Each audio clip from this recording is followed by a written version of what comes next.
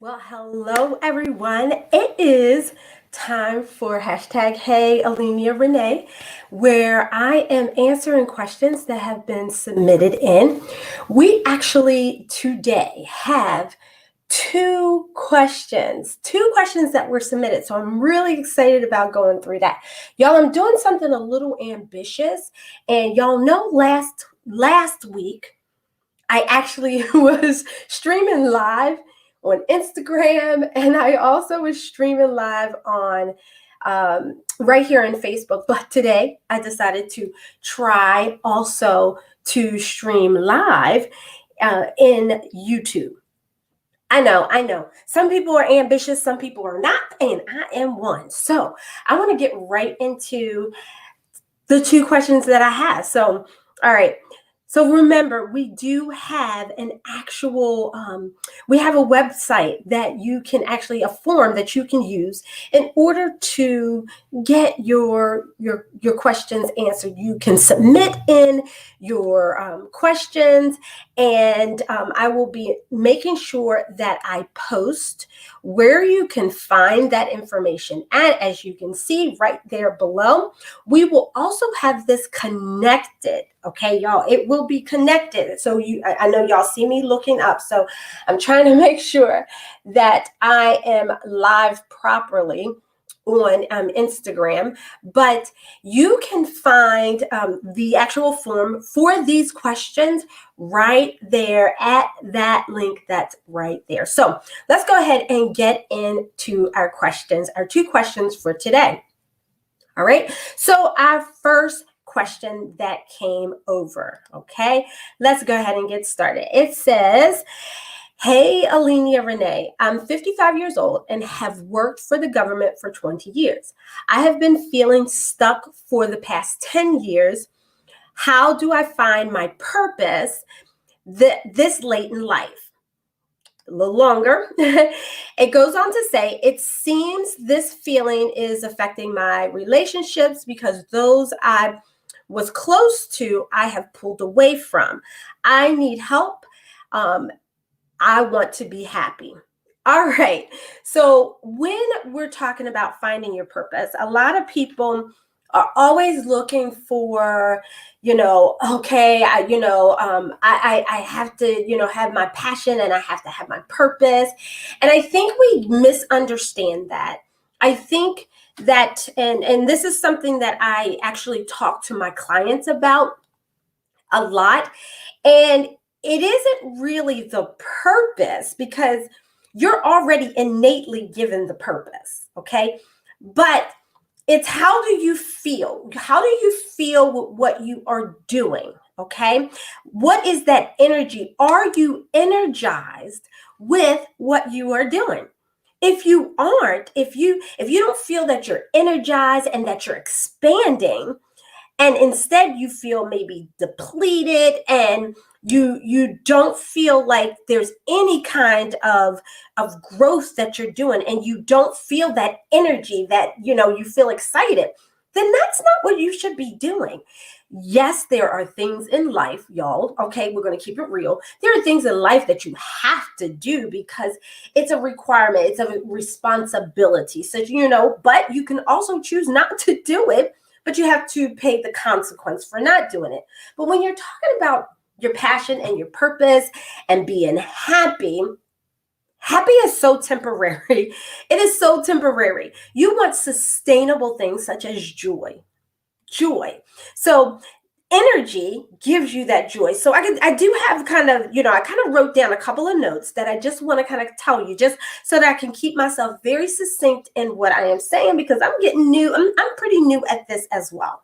So the one thing that I want to encourage you to do is to understand. She says she's 55 years old. It is never too late to make a change. Never at all. You can make a change, because remember, our life is like a book. It's like chapters in a book, we're always evolving. We're always changing, just like a story levels up. And sometimes it just, it stays at a moderate pace. Sometimes you have your lows. So again, this is just another chapter in your life. So never just number one, don't think that it's too late. So just her saying that, she's 55 years old, that's irregardless. Okay. My mama, she reinvented herself. She went from working full time at a job that in the state of Maryland was considered a good job, Baltimore Gas and Electric Company. Okay. So you have one of those industries that's always around, and she stayed there. But then, you know what gave her joy, what gave her good energy was having her own daycare center and, being able to care for my father on a full-time basis because he was sick. So that actually started a new chapter in her life. Then after that was done, then she started another chapter in her life, and she's about to turn 70 this year. She is like the bomb.com. She rocks. My mother rocks. So, and even for myself, I got it from her. 50 years old, went from a corporate position to now I'm running my own company. Okay. So those things, I just don't want you to think that it's just too late. Number two that I wanted to say was,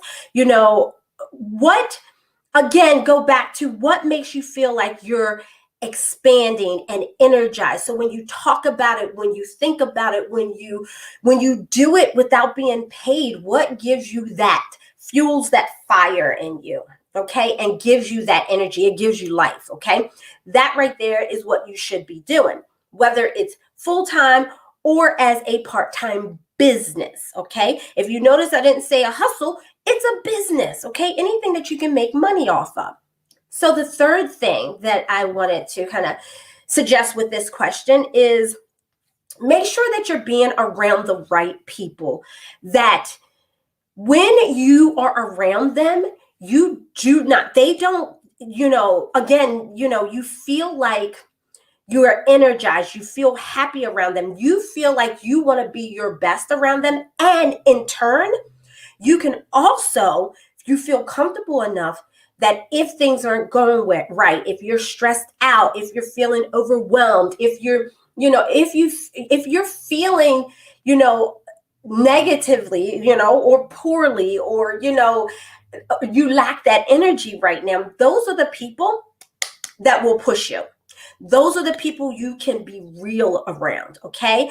And don't put yourself, as you go through this process, don't put yourself around, I guess you could call them the popular people. I always, joke with my sister girls, and I'm like, we the popular girls, okay? And that's because I say that because we're the ones that people don't pay attention to, but yet we're doing.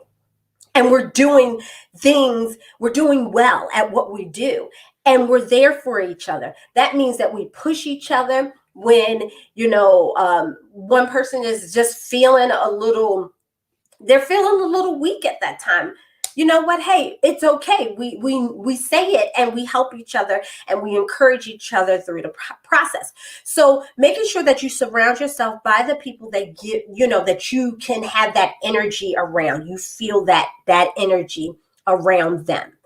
And also with that, making sure that these people are doers, okay, and not just popular. Because some people are out there, they're doing a whole bunch of things, but really they're not putting anything into you. It's always you're giving. There's not but so much you can give, okay? After a while, you need to also be receiving. So you want to have those relationships with people that are also doers. Okay. That was the third thing. And then I would say the fourth thing that I just kind of want you to just think about, and I do tell my clients this, to know your triggers. So as you go through any chapter in your life, and that was one of the things that I really had to work on as I was going through my journey, my growth. And now I'm sitting up here coaching other people. But know your triggers, know what you complain about, and know what you're afraid of, okay? By knowing those things, ask yourself this one question is, what happened? What happened to make you angry about this thing? Or what happened that makes you complain about this? Or what happened that made you afraid of whatever it is that you want to do next in your life? Or that's keeping you from doing what's next in your life, doing that next chapter, okay? It will make you very self-aware, and it will help you to then go into, and this is something that I work with my clients, is once we figure it out, once we know what happened, then we start creating new strategies, okay, that to help you deal with those feelings, okay? Because those feelings are there for a reason, and we want to make sure that we acknowledge that. So that was question number 1. So I hope that that helps you out with, starting off and being able to make a change, in your life. Don't think it's going to all happen at one time. All these other things will fall in line. Just like the friendships that the individual actually wrote about in this, she says she pulled away. There could be so many reasons why she pulled away. I don't know, but a lot of times we pull away because we know we're doing foolishness. We're the foolishness, not the other people. Okay, because at a certain point in our life, we have those core people that do make up that energy, that help us. But then you also may be pulling away because they are not the individuals that can go on that journey with you. And it's okay, but you got to understand that sometimes you can still have people in your life that aren't on the same, can take you to that next step in your journey. But what they are there for is just fun, laughter, and just, hey, just to be there for you. Okay, so let's go on to question number 2. Question number 2 says, how do I stop being so nervous when I have to speak up at work? I always feel no one is listening, so I mumble my words, and then eventually I just clam up and don't say anything in meetings. Okay, so y'all, I will say, okay, so I want to say a couple things about this, because a lot of people feel this way. So when you have to speak up, whether it's to give your opinion at a meeting or whether it's to provide, feedback that could, not be received as well. And all of a sudden you have what they call imposter syndrome, where you went to college or you got all this experience and now you're being, in front of everyone, and now you have to express, you have to give your opinion about something. So you're the knowledgeable one and you get nervous, right? Your palms start sweating. You might get, kind of lumpy in your throat. Your stomach starts doing that nudgy thing.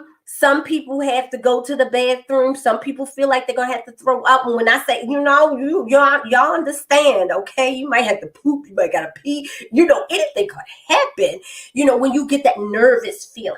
So the one thing that I want you to just remember with all of this, okay? With all of this, acknowledge the fact of what you're feeling. Acknowledge it. Own it, girlfriend. Own it. If you're nervous, it's okay. Everyone gets nervous. Every time I speak in front of people, I get nervous, whether I'm doing it virtually or in person. Even when I speak to my clients, I get nervous. So, because you know what? People are looking at you for an answer. And it is something that would make you nervous. So acknowledge, I'm nervous.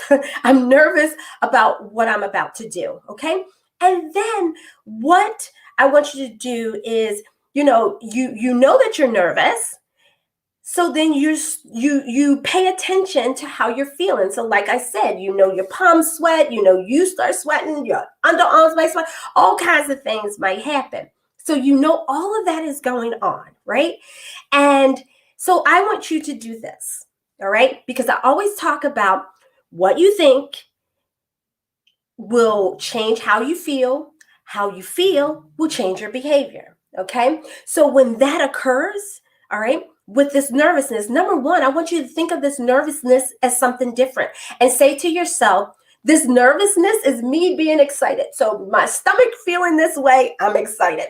You know, this is excitement, okay?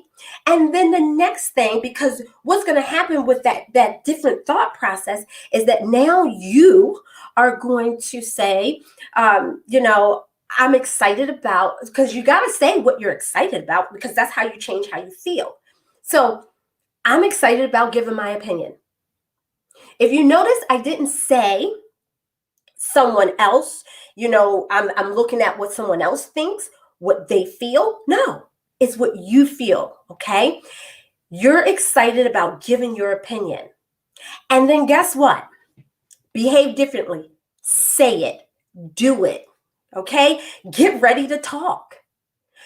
Yes, it might come out as a little nervousness mumble, but you sit up straight and you say it.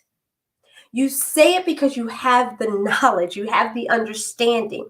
Even if you're in, a less formal situation, the same thing will occur. Change the way you think about your nervousness. Call it excitement. Know that when you feel those feelings, whatever that feeling is, that you're just excited about giving your opinion, or you're just excited about, sharing with other people what you have to say, and you say it. Trust and believe people are listening. The right people are listening, and the right people, okay, the right people are going to take heed and glean from what you say. They're not going to all agree, but trust and believe they are listening.